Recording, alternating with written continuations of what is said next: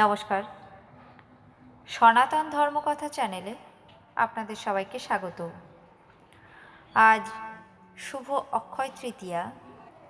কেন এই অক্ষয় তৃতীয়াকে অতীব শুভ মানা হয় এবং সনাতন হিন্দু ধর্মে এই অক্ষয় তৃতীয়া তিথিকে নিয়ে কেন মহা সমারোহে উৎসব পালিত হয়, আসুন জেনে নেওয়া যাক সেই কাহিনী। বৈশাখ মাসের শুক্লাপক্ষের তৃতীয়া তিথিকে অক্ষয় তৃতীয়া বলা হয়। অক্ষয় মানে যা কখনো ক্ষয় হয় না বা শেষ হয় না। অক্ষয় তৃতীয়া হিন্দু ধর্মের অন্যতম একটি শুভ উৎসব। অক্ষয় তৃতীয়ার দিনটিকে দেবী লক্ষ্মীর দিন বলে মনে করা হয়, তাই এই দিনটিকে এত শুভ বলে মানা হয়। অক্ষয় তৃতীয়ার দিনে সৌভাগ্য ও শুভ ফল কখনোই কমে না। এই দিনে করা কাজ এমন শুভ ফল দেয় যা কখনো শেষ হয় না। বিশ্বাস করা হয় যে এই দিনে যদি কোনো ব্যক্তি ভালো কাজ করেন এবং দান করেন, সেই ব্যক্তি সেই ভালো কাজের দ্বিগুণ শুভ ফল লাভ করে। এই শুভ ফলাফলের প্রভাব কখনো শেষ হয় না। বিশ্বাস করা হয় যে অক্ষয় তৃতীয়ার শুভ যোগে কিছু কেনাকাটা করলে তার লাভ সব দিক থেকে হয়। শাস্ত্র মতে এই দিনে কিছু কিনলে তা অক্ষত থাকে। সেই বিশ্বাস থেকে অনেকেই অক্ষয় তৃতীয়ায় সোনা কিনে ফেলেন।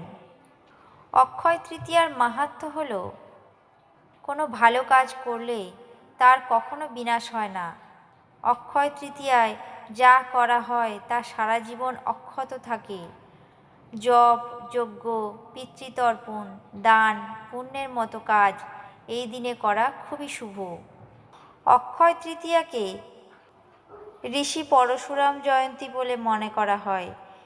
এই দিনই জন্মেছিলেন বিষ্ণুর ষষ্ঠ অবতার পরশুরাম। ঋষি যমদগ্নি ও মাতা রেণুকার পুত্র পরশুরাম জাতিতে ব্রাহ্মণ হলেও আচার আচরণে ক্ষত্রিয় ছিলেন। পিতৃহত্যার প্রতিশোধ নিতে তিনি পৃথিবীকে 21 বার ক্ষত্রিয় শূন্য করেছিলেন। ব্রহ্মক্ষত্রিয় পরশুরামের রাজত্ব ছিল দেশের বিস্তীর্ণ অংশে। বেদব্যাস এবং গণেশ এই দিনে মহাভারত রচনা শুরু করেন। এদিনই সত্যযুগ শেষ হয়ে ত্রেতা যুগের সূচনা হয়। এই দিনই রাজা ভগীরথ গঙ্গা দেবীকে মর্তে নিয়ে এসেছিলেন। এই দিনেই কুবেরের তপস্যায় তুষ্ট হয়ে মহাদেব তাকে অতুল ঐশ্বর্য প্রদান করেন। কুবেরের এই দিন লক্ষ্মী লাভ হয়েছিল বলে এই দিন বৈভব ও লক্ষ্মীর পূজা করা হয়।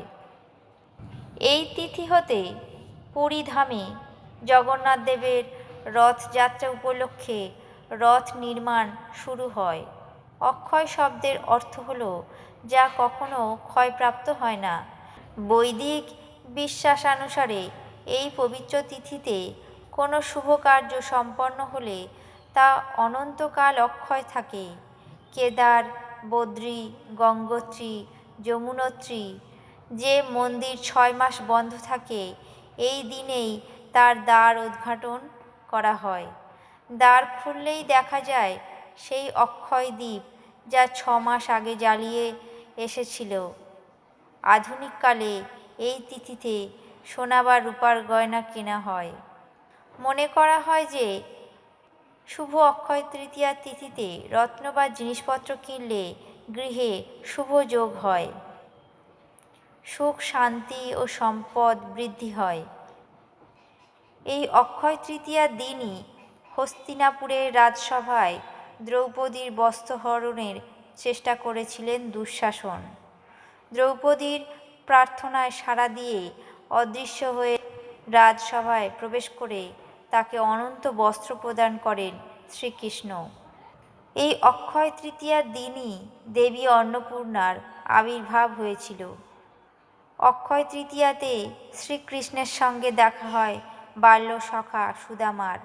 এক মুঠো চালের বিনিময়ে সুদামার সব দুঃখ কষ্ট মোচন করেন শ্রীকৃষ্ণ। শুভ অক্ষয় তৃতীয়ার দিন বাড়িতে কোন কোন কাজ ভুলেও করবেন না, যে কাজগুলি করলে মা লক্ষ্মী রেগে গিয়ে ঘর ছাড়বেন। শাস্ত্র মতে 3টি অক্ষয় মুহূর্ত রয়েছে, যার মধ্যে সবচেয়ে গুরুত্বপূর্ণ হল অক্ষয় তৃতীয়া। এই দিনটিকে স্বয়ংসিদ্ধ মুহূর্ত হিসেবে গণ্য করা হয়। এই তিথিতে সমস্ত ধরনের শুভ কাজ করা হয়। অক্ষয় তৃতীয়ার দিনে স্নান, ধ্যান, জপ, তপ, যজ্ঞ, স্বাধ্যায়, পিতৃতর্পণ করলে পূর্ণ ফল পাওয়া যায়। এই তিথিতে পাখা, চাল, পোশাক, ঘি, সবজি, ফল, তেঁতুলের দানা শুভ মনে করা হয়। তবে এর পাশাপাশি কিছু কাজকে নিষিদ্ধ ঘোষণা করা হয়েছে। সেগুলি হল: 1. অক্ষয় তৃতীয়ার দিনে মাংস, পেঁয়াজ, রসুনযুক্ত খাবার খেতে নেই। পাশাপাশি মদ ও যে কোনো মাদক দ্রব্যের সেবনও এ সময় বর্জিত। শাস্ত্রমতে এই তিথিতে আমিষ ও মাদকদ্রব্য সেবন করলে জীবনে রোগ শোক উৎপন্ন হয়। 2. এই তিথিতে স্নান না করে তুলসী পাতা তুলতে নেই। পাশাপাশি তুলসী পাতা তোলার আগে অনুমতির প্রয়োজন। তুলসী দেবীর সামনে প্রার্থনা করে তবেই তুলসী পাতা তুলতে হয়।